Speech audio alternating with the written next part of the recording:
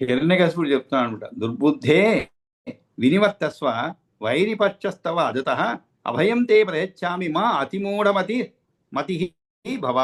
ఎక్కువ మూర్ఖుల్లాగా ప్రవర్తించవద్దు, ఇంకా చేసింది ఏదో చాలు ఇంతవరకు అని చెప్పిన దానికి ప్రహ్లాదు వాచ.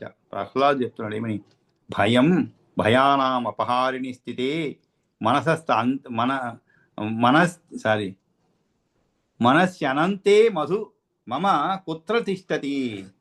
భయం భయానాం అపహారిణి స్థితే అనన్య అంతే మమ కుత్ర తిష్టతి యస్మిన్ స్మృతే జన్మ జరాంతకాది భయాని సర్వాణి అపయాంతి తాత.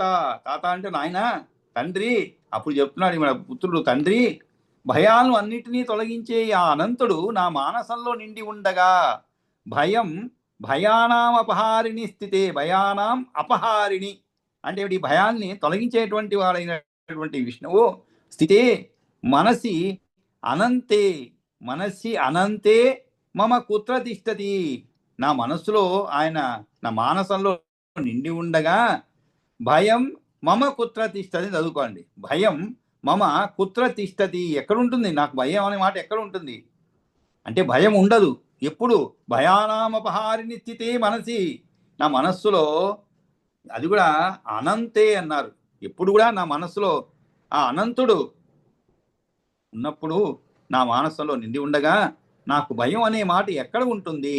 అంతేకాదు, ఒకరు ఎవరినైతే స్మరిస్తే, యస్మిన్ స్మృతే, యస్మిన్ అంటే ఎవరినైతే, తస్మిన్ అంటే అతను అని అర్థం అనమాట. యస్మిన్ స్మృతే అంటే స్మరిస్తే ఏమి లాభము, జన్మ జరాంతకాది భయాని, జన్మ జర అంతం. జర అంటే ముసలితనం అండి, జన్మ అంటే పుట్టుక, అంటే ఎవరిని స్మరిస్తే పుట్టుక, జర అంటే ముసలితనము, అంతకాది, అంతగా అంటే ఏమిటి, చావు మొదలైన భయాలన్నీ, అంతకాది భయాని సర్వాణి అపయాంతి, మటుమామైపోతాయో కదా అంటున్నాడు. అంటే ఏమిటి, ఆ విష్ణుమూర్తిని తలుచుకుంటే ఒక్కసారి, అది కూడా మనసు నిండా నిండి ఉన్నటువంటి ఆ విష్ణుమూర్తి నాకు ఇటువంటి భయాలన్నీ కూడా తొలగిస్తాడనమాట. కాబట్టి ఎవరిని తలుచుకున్నట్లయితే జన్మ జరామరణాది దుఃఖాలు తొలగిపోతావో అతడు నా మనస్సులో ఎల్లప్పుడూ నిలిచి ఉండగా భయం ఎక్కడ ఉంటుంది అని ప్రహ్లాదు చెప్తున్నాడు. నాన్న, భయాలను అన్నిటినీ దూరంగా తరివేసే అనంతుడు నా మనస్సులో స్థిరంగా నిలిచి ఉన్నాక ఇంక నాకు భయం ఎక్కడ ఉంటుందయ్యా, దానికి చోటు ఎక్కడ ఉన్నది.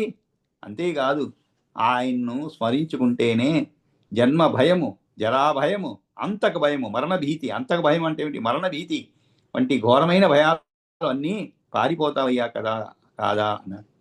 అంటే ఇక్కడ అంతక భయం అంటే ఏమిటి, ఒక వయసు వచ్చిన తర్వాత ఆ భయాలు ఏర్పడుతుంటాయి అన్నమాట.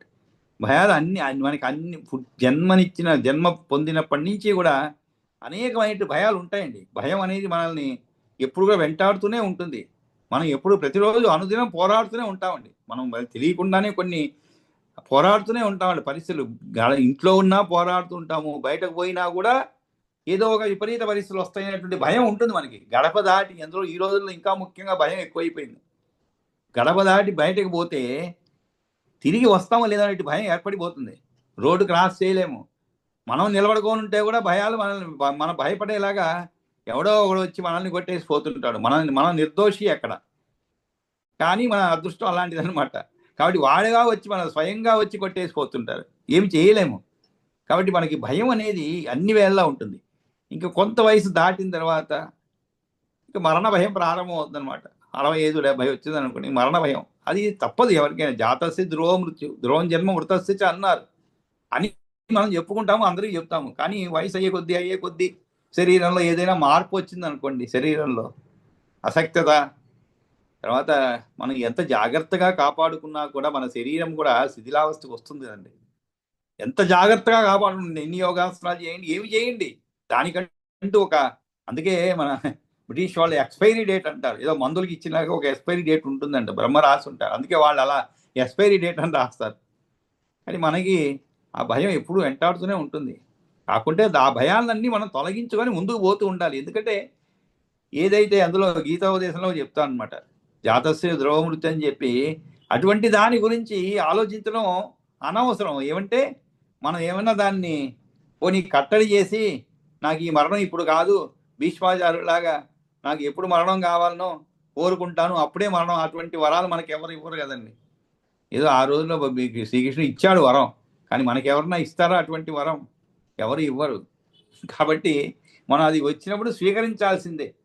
కాకపోతే మనం చేసుకున్న పుణ్యం అనుకోవాలండి, చాలా పుణ్యం మనం మనుషులందరూ కూడా. ఎందుకంటే మనం జన్మ ఎప్పుడో తెలియదు మనకి. ఎప్పుడంటే పుట్టిన తర్వాత తెలుస్తుంది, అంతకుముందు తెలియదు. మరణం అసలే తెలియదు మనకి. అది చాలా మంచిదైంది. మరణం అనేది రేపని తెలిస్తే ఏ పని చేయలేం మనం, చాలా నిరాసక్తితో ఉంటాం జీవితం పైన. అది తెలియదు కాబట్టి ఇంకా నేను జీవిస్తాను జీవిస్తాను జీవిస్తాను అనే ఆశతోనే మనం అలా ముందుకు పోతూ ఉంటాం అనమాట. పోతే ముందుకు పోతే పర్వాలేదు, ఆ ఆశతో అందరినీ కూడా ఇబ్బందులు పెట్టేటువంటి గుణాలు ఇంకా పెరిగిపోతూ ఉంటాయి వయసు వచ్చే కొద్దీ అని. అది తెలియని దానివల్ల అదొక మనకి ఒక దైవం మేలు చేశాడే అనిపిస్తుంది అనమాట అప్పుడప్పుడు, మరణం తెలియకుండా ఉంది. కాబట్టి యస్మిన్ స్మృతే జన్మ జనాంతకాది భయాన్ని సర్వాణి అపయాంతి తాత. కాబట్టి అతన్ని గన క్షణంలో మటుమామైపోతాయి కదా అని చెప్పి, అప్పుడు ఈ మాట వినగానే హిరణ్యకశిపుడు ఇంకా కోపం ఎక్కువైపోయింది అనమాట. అంటే రెచ్చగొడుతున్నారు ప్రహ్లాదుడు హిరణ్యకశిపుడిని. ఎందుకంటే మరి జరగవలసిన కార్యం చాలా ఉంది కదండి, మన కథ తెలుసు కాబట్టి. ఇంకా ప్రహ్లాదుడి ద్వారా జరగవలసిన కార్యం ఇంకా చాలా ఉంది. అసలు ఆయన జన్మించినది కారణం ఇంకా వ్యక్తపరచలేదు, అంటే ఏమిటి అది ఇంకా సాధించలేదు. కాబట్టి ఆయన్ని బాగా రెచ్చగొడుతున్నాడు అనమాట. రెచ్చగొట్టి చావు కొట్టాలి, చివరికి చావు దెబ్బ తింటారనమాట. ఆ విధంగా రెచ్చగొడుతున్నారు. ఆయన ఇచ్చిన వేసిన ప్రశ్నలకి మళ్ళా సమాధానం ఇస్తూ ఆయన సమాధానం చేస్తే దానికి మళ్ళీ ఈ విధంగా జరుగుతున్నమాట పరస్పర సంభాషణ. భయం భయానామపహారిణి స్థితే మనసి అనంతే మమకుత్ర తిష్టది యస్మిన్ స్మృతే జన్మజరాంతకాది భయాని సర్వాణి అపయాంతి తాత. అప్పుడు ఈ విధంగానే హిరణ్యకశిపుడు భో భో సర్పాహ దురాచారమేనం అత్యంత దుర్మతిం విషజ్వాలాకులై వక్త్రై సద్యో నయత సంక్షయం. సద్యో నయత, సద్యో అంటే వెంటనే అని అర్థం, తక్షణమే అర్థం. నయత అంటే తీసుకువెళ్ళండి. ఇప్పుడు చెప్తున్నాడు ఎవరిని, ఎక్కడికి?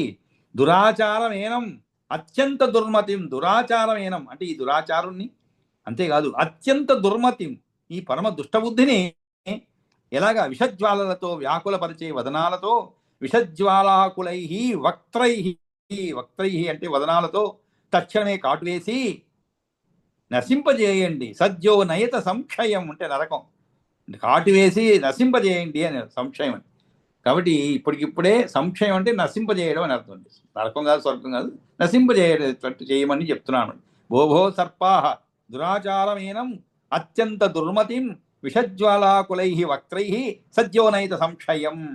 కాబట్టి ఓ భయంకర అయినటువంటి సర్పములారా రండి, ఇదిగో ఈ దురాచారుడు బొత్తిగా దుర్బుద్ధి అయిన వాడు నాకు పిల్లవాడిని విషం అనే మంటలతో నిండి చీకాకు పరిచే మీ నోళ్లతో ఇప్పుడే నశించిపోయేట్లు చేయండి అని పిలిచాడనమాట. ఇత్యుక్తా తేన తే సర్పాహ అని చెప్పడమే ఆలస్యం. ఇత్యుక్తా తేన, అతని చేత ఇట్లాగా ఆదేశింపబడిన సర్పాలు వెంటనే ఏం చేసింది? ఇత్యుక్తా తేన తే సర్పాహ కుహకా తక్షకాంతకాహ. ఎవరు? ఆ ప్రభువు శాసించినప్పుడు కుహకుడు తక్షకుడు అంధకుడు, కుహక తక్షక అంధకాహ. కాబట్టి కుహకుడు తక్షకుడు అంధకుడు వీరందరూ కూడా సర్పగణాలు. ఆ సర్పగణాలు అండి అంటే ఏమిటి? ఒకటి కాదు, ఈ సర్పగణాలు పేర్లు అనమాట. కుహకుడు తక్షకుడు సర్పం గణం అంటే ఏమిటి? సమూహం అనమాట. ఆ కుర్రవాణి సమస్త అవయవాల పైన కూడా అదశంత అంటే ఏంటి? అదశంత అంటే కాటు వేయడం, అదశ అంటే కాటు వేయడం, అదశంత అంటే కర్చినవి. అదశంత సమస్తేషు గాత్రేషు, సమస్తేషు గాత్రేషు అతి విష ఉల్బణాహ. అతి విష ఉల్బణాహ అంటే ఏమిటి? సమస్త అవయవాల పైన కూడా ఘోర విషాన్ని, గాత్రం అంటే అవయవం అనేది, సమస్తేషు గాత్రేషు అతి విష ఉల్బణాహ అంటే ఘోర విషాన్ని కక్కుతూ కాటు వేయసాగాయి. ఇత్యుక్తాతేన తే సర్పాః కుహనాంతగచ్చ తక్షకాః అదసంత సమస్తేషు గాత్రేషు అతి విషోల్బణాః. సత్వా అసక్తమతిః కృష్ణే దశ్యమానో మహోరగైః నా వివేద ఆత్మనో గాత్రం తస్మృత్య ఆహ్లాద సంస్థితః.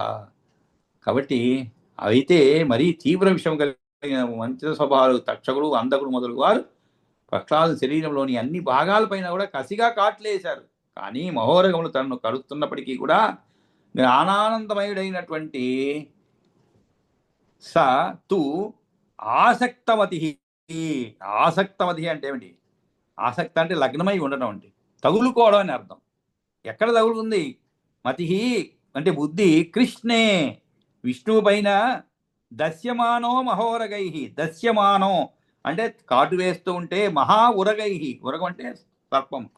కాబట్టి మహాసర్పాలు కాటు వేస్తూ ఉంటే అతని చిత్తం ఎక్కడున్నది? విష్ణువుపైనే లగ్నమై ఉండిపోయింది. సతు ఆసక్తమతి కృష్ణే దస్యమానో మహోరగై నా వివేద ఆత్మనో గాత్రం. నా వివేద అంటే ఏమిటి? మర్చిపోయారనమాట. నా వివేద ఆత్మనో గాత్రం తత్ స్మృత్య ఆహ్లాద సంస్థిత. ఆనందంలో తేలియాడుతూ అతడు తన వడలినే మర్చిపోయాడు అనమాట. నా వివేద ఆత్మనో గాత్రం. వివేద అంటే తెలుసుకోవడం అంటే ఏమిటి? పూర్తిగా మర్చిపోయాడు. నా వివేద అంటే ఏమిటి? గాత్రం అంటే శరీరం. నా వివేద ఆత్మనో గాత్రం అంటే తన శరీరాన్ని వడలనే మర్చిపోయాడు అనమాట. తత్ స్మృత్యా ఆహ్లాద సంస్థిత. ఆ ఆనందంలో తేలియాడుతూ స్మృత్య అంటే ఆలోచన, ఆ హరిని స్మరిస్తూ అని అర్థం. స్మృత్య ఆహ్లాద సంస్థిత ఆనందంలో తేలియాడుతూ ఆ మహోరగములు తను కరుస్తున్నప్పటికీ కూడా జ్ఞానానందమైనటువంటి కృష్ణుని తలుచుకుంటూ ఆనందంతో ఉండినాడు. ఆ ఆహ్లాదం ముందు ఈ పాము కాట్లు అతన్ని ఏమీ చేయలేకపోయినవి. బ్రహ్మానందంలో తన్మయుడే తను తాను మరిచినాడు. అతనికి మైమరుపు కలిగినది. నా వివేద ఆత్మను అన్నదానికి మైమరుపు కలిగినది. కాబట్టి ఈ విధంగా సత్వమా కృష్ణే తస్య త్వాం స త్వాం ఆసక్తమతి కృష్ణే దస్యమానో మహోరగై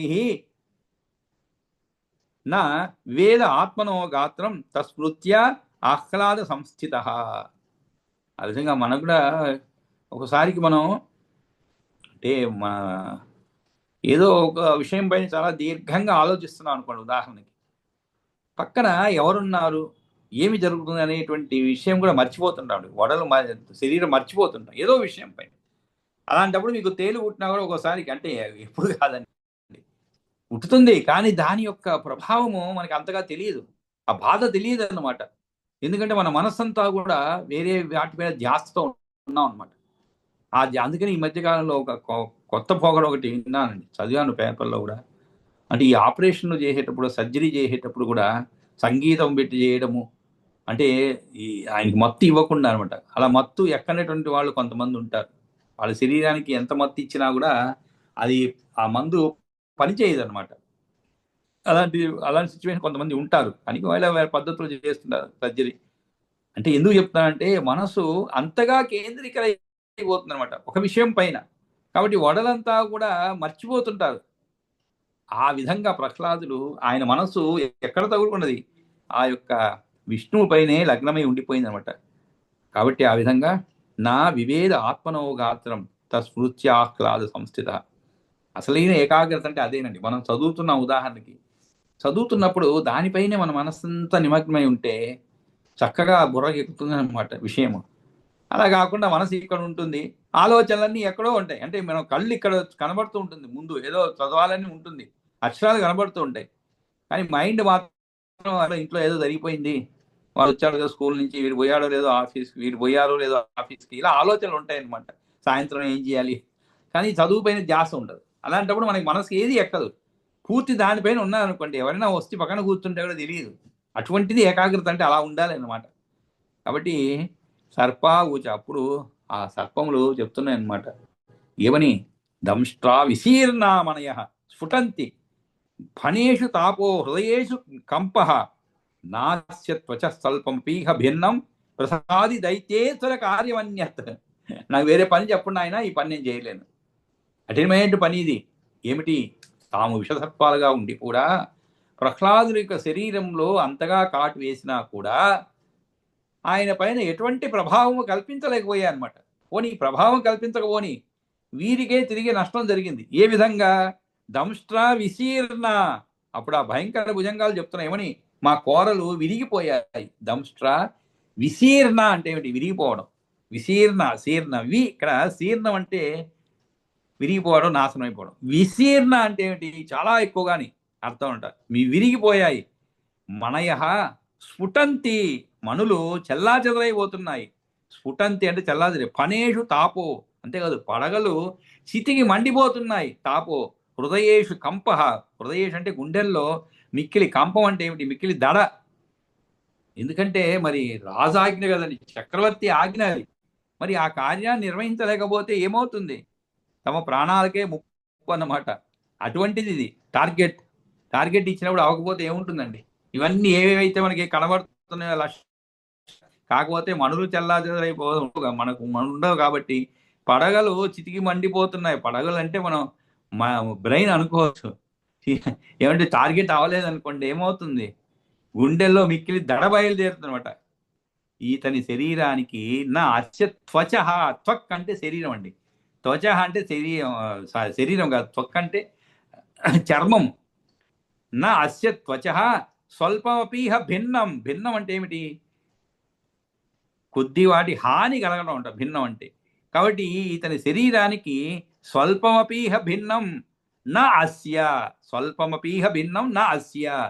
కాబట్టి ఇతనికి ఏ పాటి కూడా కొంచెం కూడా ఆ చర్మము భిన్నం అవ్వలేదు, అంటే కాటేసిన దానికి.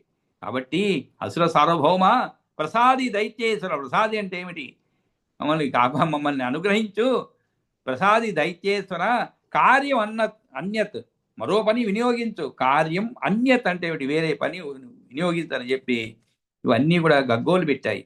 కాబట్టి అసుర సార్వభౌమ మరో పని నియోగించు అని గగ్గోలు పెట్టాయి. దంష్ట్రా విశీర్ణ మనయ స్ఫుటంతి పనేషు తాపో హృదయేషు కంప నాస్య త్వచస్వల్పమపీహ భిన్నం ప్రసాది దైత్యేశ్వర కార్యమన్యత్. ఏ దిగ్గజ సంకలదంతమిశ్ర ఘ్నతైర్ అమస్మద్రి అమ ఘటై అస్మత్ రిపు పక్ష భిన్నం. జ్ఞతై జ్ఞతై జ్ఞతై అస్మత్ రిపు పక్ష భిన్నం.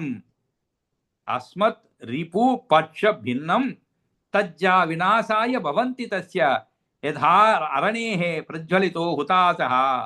యథా అరణేః ప్రజ్వలితో హుతాస. అప్పుడు ఇది చెప్తున్నాను అనమాట. ఎప్పుడైతే ఈ కోరలు విరిగిపోయినాయి, మనులు పేలిపోతున్నాయి, పడగల పైన మంట పుడుతున్నది, హృదయాల్లో వణుకు చోటు చేస్తున్నాయని చెప్పి, కానీ ఈ పిల్లవాని చర్మంలో ఏ కొద్దిపాటి అయినా పగులు లేదని చెప్పిన దానికి ఈ తండ్రిని మేము చంపలేము, మాకు వేరే పని ఏదైనా ఇవ్వమని చెప్పి అడుగుతారనమాట. ఈ పని మా చేత కాదు సుమాన్ చేత. అప్పుడు హిరణ్యకశిపుడు చెప్తున్నాడు ఏమని? ఏ దిగ్గజా, ఏ దిగ్గజాహ సంకటదంతమిశ్రా, సంకటదంతమిశ్రా ఘ్నతై జ్ఞతై ఏనం అస్మత్ రిపు పక్ష భిన్నం తజ్జా వినాశాయ భవంతి తస్య యథా అరణేః ప్రజ్వాలితో హుతాస. హుతాస అంటే ఏమిటి? హుతాస అంటే అగ్ని అని. అరణేః అంటే ఏమిటి? అగ్ని ఈ ప్రజ్వలించే దానికోసము, అగ్ని పుట్టేందుకోసము అరణేహే అని చెప్పండి. కాబట్టి సంకటై అంటే ఏమిటి? సంకీర్ణములు అంటే దగ్గరగా ఒత్తుకొని ఉన్నటువంటి దంతములతో, మిశ్రాహ అంటే మిలితాహ అంటే కూడుకొని ఉన్నవారై, ఏ దిగ్గజాహ సంకట దంత మిశ్రా కూడుకున్నవారై, ఘ్నత అంటే ఏమిటి? చంపండి. ఘ్నత ఎవరిని? ఏనం ఇతనిని. ఎందుకని? మాకు శత్రుపక్షం వారైన విష్ణు భక్తులు అస్మత్ రిపు పక్ష భిన్నం. రిపు పక్ష భిన్నం. రిపు అంటే ఏమిటి? శత్రువులు. మాకు శత్రుపక్షం వారిని విష్ణు భక్తులు సామధాన వేద దండోపాయంతో ఏదో ఒక దాన్ని ఉపయోగించి వీడిని తజ్జా వినాశాయ భవంతి. కాబట్టి ఇతన్ని ఉపయోగించి వీడిని మా నుండి విడగొట్టినారు, వీని మనస్సును మార్చినారు. ఆ వస్తువు నుండే పుట్టినదైన తనకు జన్మనిచ్చిన దానికి మారకులు కొందరు కనిపిస్తున్నారు. ఎట్లాగంటే అరణి నిప్పును పుట్టించే సాధనం నుండి పుట్టిన అగ్ని అరణినే కాలుతుంది. ఇంత ముందు కూడా మనం ఇదే విధంగా అదే అరణి అనుకోవచ్చు. అంటే అరణి అంటే మామూలుగా ఒక మామూలు మనం కవ్వం ఉంటుంది కండి, మధ్య చిలికే పెరుగు చిలికే కవ్వం అలా ఉంటుంది. కింద ఒక పాత్రలాగా ఉంటుంది. అంటే ఇవన్నీ కూడా కొయ్యతోనే అనమాట. దాన్ని బాగా లోపల కవ్వాన్ని చేసినట్లు చేస్తే అప్పుడు దాంట్లోంచి అగ్ని పుడుతుంది. అంటే యజ్ఞయాగాదులు చేసుకునేటప్పుడు అటువంటి అటువంటి అగ్ని ఆ విధంగా కల్పించినటువంటి అగ్నియే ఉపయోగిస్తాడు పవిత్రమైనటువంటిది. కాబట్టి ఆ యథా అరణేహ ప్రజ్వలితో హుతాస. కాబట్టి ఎట్లాగంటే అరణి అంటే నిప్పును పుట్టించే సాధనం నుండి పుట్టిన అగ్ని అరణినే కాల్చుతున్నాడు కదా. అగ్ని అరణినే కాల్చుతున్నాడు కదా. అరణి అంటే ఏమిటి? ఈ విధంగా ఈ నిప్పును పుట్టించే సాధనం అక్కడి నుంచి పుట్టినటువంటి అగ్ని ఆ అరణ్యే కాలుస్తున్నాడు. అంటే ఇక్కడ నిజంగా అయితే అలా కాలదండి, కానీ వీడు కాలుస్తున్నాడని అర్థం. కాబట్టి దాన్ని అంటే మనం కూడా అంటున్నా కదండి మామూలుగా, అంటే ఈ తిన్నింటి వాసాలు లెక్క పెట్టడం అవన్నీ ఈ కోవకు చెందే అన్నమాట. కాబట్టి ఆ విధంగా ఎవరైతే సహాయం చేశారో వాళ్ళనే నాశనం చేయడం అని అర్థం. కాబట్టి హే దిగ్గజ సంకటదంతమిశ్ర జ్ఞతై అస్మత్ రిపు పక్ష భిన్నం తజ్జా వినాశాయ భవంతి తస్య యథా అరణేహ ప్రజ్వలితో హుతాస. కాబట్టి దైత్యేశ్వరుడు ఓసి దిగ్గజాల్లారా శత్రుపక్షం వారితే నా నుండి విడదీయబడ్డ ఈ కుర్రకుంకను మీ బలిష్టాలైన బాధను పొందించే చతుర్దంతాలతో పొడిచి తుమ్మి చంపండి. అరణి వల్ల పుట్టి బగబగమండే అగ్ని అరణిని నాశనం చేసేటట్లుగా తాను కన్నవారే తనకు వినాశకులు అవుతారు అని, తాను కన్నవారే తనకు వినాశకులు అవుతారు అంటే ఇక్కడ ప్రహ్లాదుడు తనకు వినాశకుడు అవుతున్నాడు, ప్రహ్లాదుడు తనకు వినాశకుడు అవుతున్నాడు అనే విషయాన్ని చెప్తున్నాడు. కాబట్టి అతన్నే నాశనం చేసేటట్లుగా తాను కన్నవారే తనకు వినాశకులు అవుతారు అని శాసించాడనమాట. తతః స దిగ్గజైర్ బాలో భూ భృత్ శిఖర సన్నివైః. తతః స దిగ్గజైః బాలో భూ భృత్ శిఖర సన్నివైః పాతితో ధరణీ పృష్ఠే విషాణైః అవపీడితః. అప్పుడు పర్వత శిఖరాలతో సమానమైన దిగ్గజాలు. తతః స దిగ్గజైః బాలో, దిగ్గజైః అంటే దిగ్గజములు అన్నమాట. కాబట్టి అటువంటి దిగ్గజములు అది కూడా ఎటువంటిది? పర్వత శిఖరాలతో. భూభృత్ అంటే పర్వతం అని అర్థం అండి. భూభృత్ శిఖర సన్నివై అంటే పర్వత శిఖరాలతో సమానమైనటువంటి ఆ దిగ్గజములు ఆ పసిపాలు నేలపై పడవేసి పాతితో ధరణీ పృష్ఠే, పాతితో అంటే పడవేయబడ్డాడని అర్థం. పాతిత అంటే ధరణీ పృష్ఠే విషాణై అవపీడిత. విషాణం అంటే ఇక్కడ దంతం అని అర్థం అండి. కాబట్టి తమ దంతాలతో మిక్కిలి బాధ కలిగేలా పొడిచాయనమాట. తతః స దిగ్గజై బాలో భూభృత్ శిఖర సన్నిభై పాతితో ధరణీ పృష్ఠే విషాణై అవపీడిత. కాబట్టి మనం 12:19 అయింది. ఇక మంగళం పాడుకుందాము, మిగిలింది రేపు చెప్తున్నాం. స్వస్తి ప్రజాభ్య పరిపాలయంతాం న్యాయేన మార్గేణ మహీమహీషాః. గో బ్రాహ్మణేభ్యः శుభమస్తు నిత్యం. లోకా సమస్తా సుఖినో భవంతు. కాళే వర్షతు పర్జన్య పృథివీ సస్యశాలినీ. దేశోऽयं శోభరహితో బ్రాహ్మణాः సంతు నిర్భయాः. అపుత్రः పుత్రిణः సంతు పుత్రిణः సంతు పౌత్రిణः. అధనాः సధనాः సంతు జీవంతు నిరదాశతం. కాయేన వాచా మనసేంద్రియైర్వా బుద్ధ్యాత్మనా వా ప్రకృతే స్వభావాత్ కరోమి యజ్ఞ సకలం పరస్మై నారాయణి సమర్పయామి. యదచ్చపదభ్రష్టం మాత్రాహీనం తు యద్భవేత్ తత్సర్వం క్షమ్యతాం దేవనారాయణమోతు తే. విసర్గబిందుమాత్రాణి పదపాదాక్షరాణి చ న్యూనాని చాతిరిక్తాని క్షమస్వ మహేశ్వర.